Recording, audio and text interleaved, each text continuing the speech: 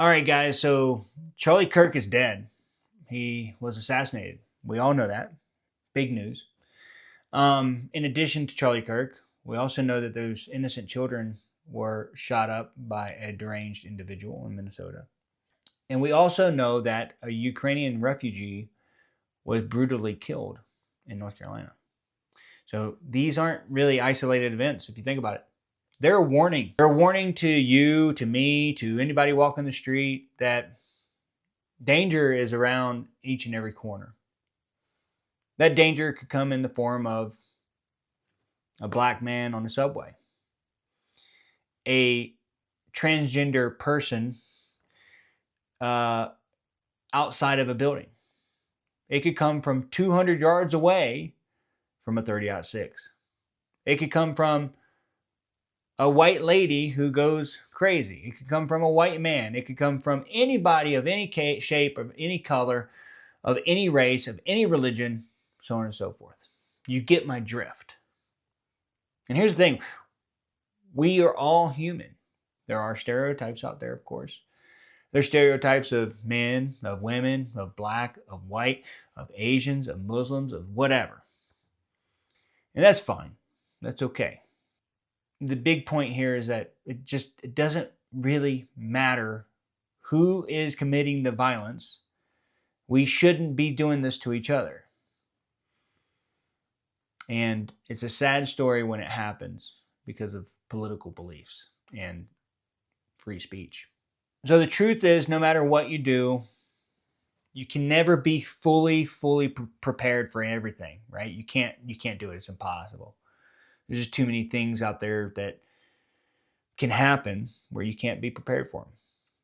But to do nothing at all, to go through life with your head in the sand, well, that's just completely irresponsible of you, for yourself and your family and friends and community. If we go through life like that, blindly, sure, you might make it to the end of your life without ever having to defend yourself. And that would be wonderful. But I do believe that most people have to defend themselves at least once in their life. Maybe even twice or 3 times. I live in a pretty safe community. Now, I say pretty safe community because you never know what's going to happen. You don't know your neighbors. And even if you did know your neighbors well enough, like I do, I know my neighbors and they're very cool. I love them to death. But I don't know what they do behind closed doors. They could be, I don't know, getting on methamphetamines, for example. They could have some abusive relationship behind closed doors. Something could happen and they could snap like that. I still have to be prepared for those types of things, even though they're unlikely to happen. Now, if I lived in another, say, community, like I did a couple years ago, the likelihood of somebody breaking into my house was greater in that neighborhood than in this neighborhood.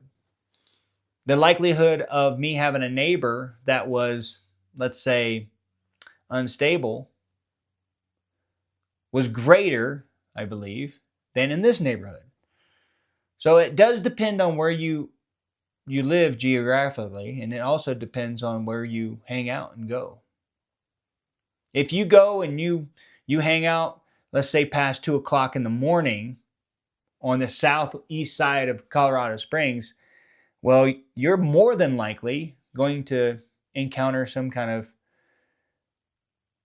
crime, specifically a shooting, and you might even be involved. This goes to the situational awareness stuff. As I said, for you to walk around life blindly is irresponsible for yourself, your family, and your community. This is especially true for you fathers and husbands out there. Now, hear me talk to you. If you aren't going to the gym to stay fit, if you aren't going to the range and shooting, well, I'll take that back. You should be training and not just shooting. There's a difference. And I've seen some of you on the range, you got your man-sized target at 5 yards and you hit the target and you're like, oh, I'm trained. No, you're not trained at all. It kind of pisses me off. You're not trained at all. If you can hit a man-sized target at 5 yards, great, wonderful. How come you're not progressing, pushing yourself? Anyway, I digress. So if you're not in the gym, at the range, or in a freaking dojo to protect yourself or your loved ones, I think you're just dead wrong. I understand you got work and blah, blah, blah, so on and so forth. Stop making excuses. You have to find time to get this right and to get your body right. Okay? Now, you women out there, you're not off the hook here, all right? So equality is a bitch. We all want equality. Like, everybody wants to be a CEO and everybody wants to make a bunch of money and everybody wants to do this and that and the other thing. But when it comes to self-defense, most of you women out there probably expect most of us men to defend you. And I would agree with that. I do think we should defend you.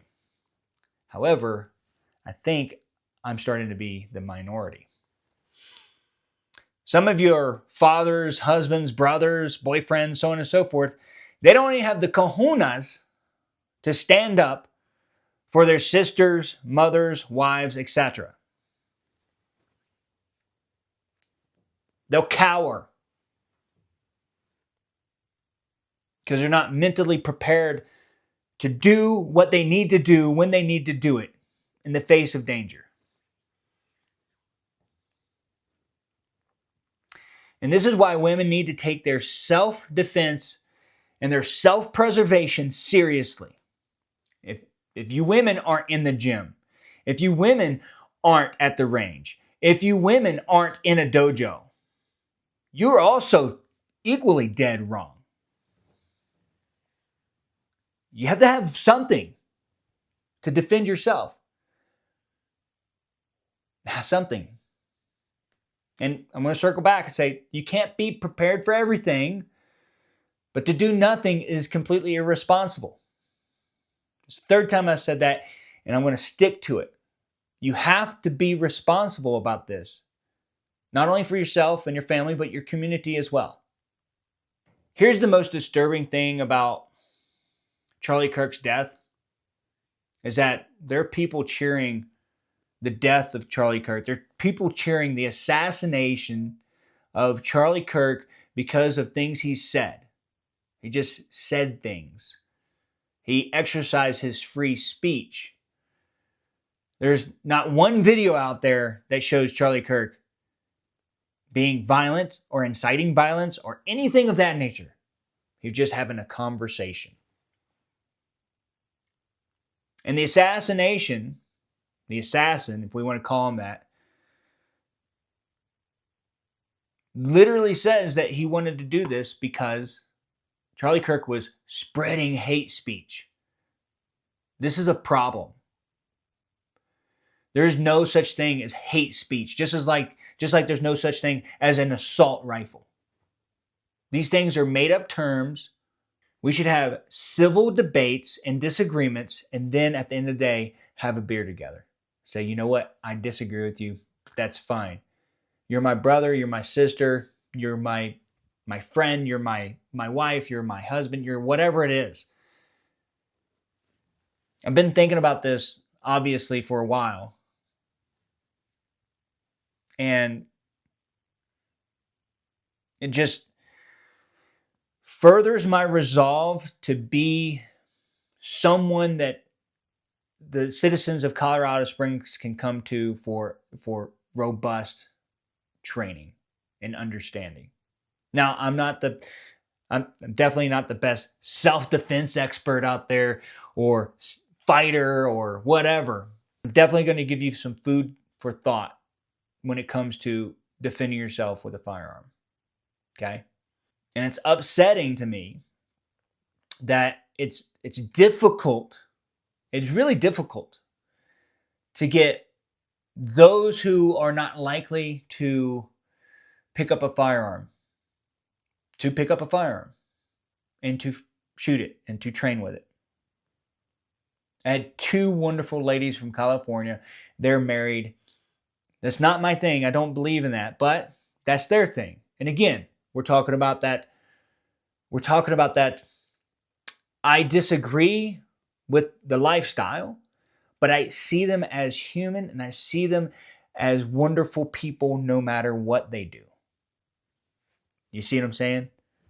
This is the difference. You can have a disagreement with people, but you can still love them for who they are. Anyway, back on the story. Two wonderful ladies, they're married, from California. Never shot a gun in their lives. They come for a coaching class. They did 4 or 5 coaching classes with me. And I feel proud that I gave them the knowledge and the power to defend themselves if they need to. That's what the whole video is all about. I'm just using the examples of, unfortunately, I have to use the examples of Charlie Kirk and the children and the Ukrainian lady because they're news events. And the only way you're going to listen to me is if it has to deal with some kind of news event. And that's the sad reality of that. Anyway, so we have people cheering the assassination of Charlie Kirk, much like people around the world in certain nations. Screw it, I'll say it. In Muslim nations, cheering that 9/11 happened and 3,000 people died. 3,000 people died who were innocent non-combatants, and people around the world, mostly in Muslim nations, cheered the death of 3,000 people, much like people here in America are cheering the death of Charlie Kirk. If you align yourself in that kind of ideology,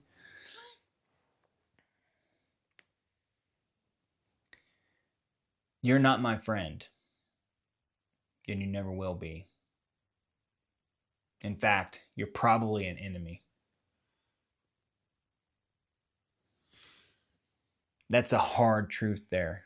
And I don't care if you want to be my friend or not. The point I'm trying to make here is that is not acceptable. And the fact that over half the country are accepting the cheering of a death, of a murder, an assassination, is further proof that this country is deteriorating. Our Constitution is being shredded.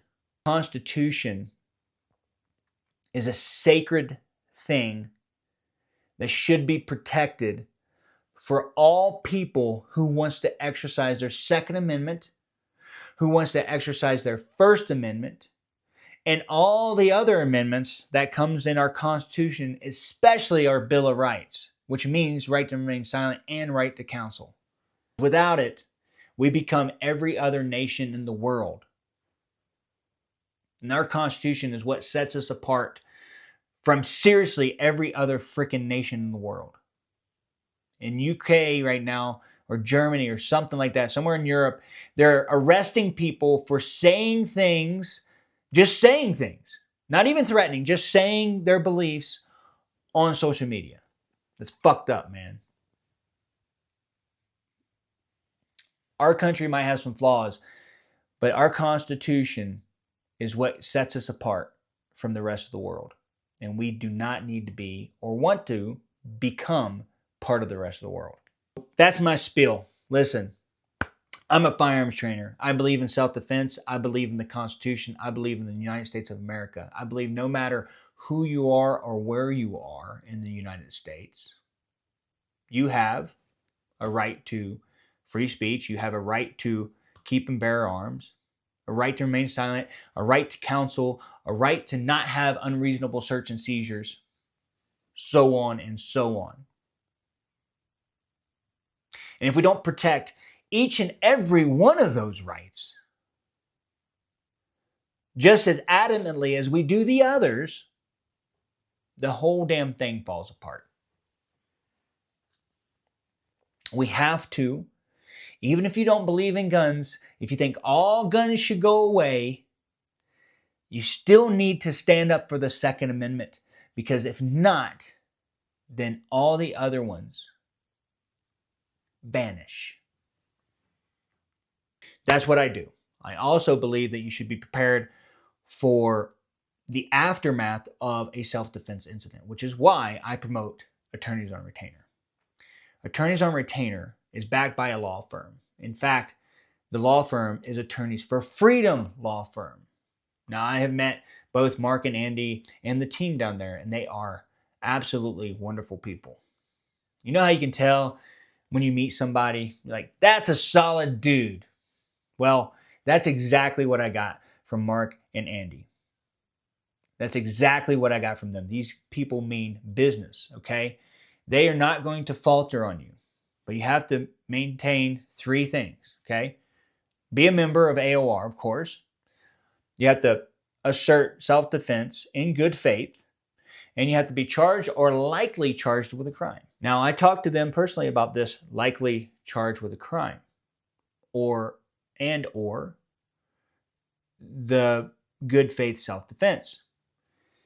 And they told me they err on the side of caution when anybody calls that hotline and they're an AOR member, they will represent them immediately. Now, if the facts lay out that they didn't have good faith self-defense, then that's a different story. So just be a good person and make sure you don't harm anybody that's not an imminent threat. An imminent threat is somebody coming at you who is willing to do you harm, and you believe that they're going to do you harm. Not just harm, but serious bodily injury, to include death. You have to believe that. And that is the imminent threat. It sounds simple, but a lot of people don't get it. They don't understand. Finally, to sign off on this video, my heart goes out to everyone who is killed wrongfully, to include Charlie Kirk, those children, those innocent children, and the Ukrainian lady, and unnamed individuals that I'll never know who were murdered, assaulted, or whatever. Those people also deserve recognition, because one death, when it comes to human on human violence, let's say, is too many. And we need to stop harming each other. I hope to see you on the range. Tech out.